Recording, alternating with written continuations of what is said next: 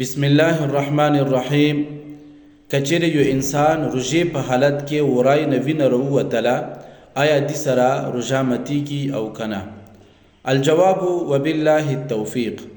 معززو، کچری یو انسان نه روژې په حالت کې ورای نوینه راووتله، نو دې کې یو څو صورتونه دي.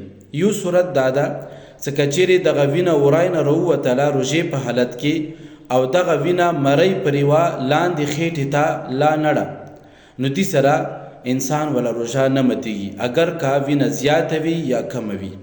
که بالفرض دغه وینه انسان ولا خولې نه یعنې ورای نه راووتله او دغه وینه تیره شوله خېټې ته لاړه او خوند یې هم محسوس کړلو، نو دغه سره د انسان ولا روژه ماتیږي.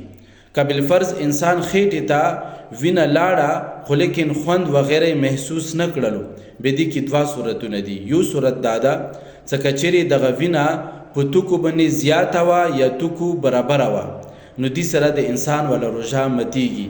او که چیرې دغه وینه توکو نه کمه وه او توکي په زیاتې وي، نو دې سره د انسان ولا روژه هغه نه ماتیږي بیا.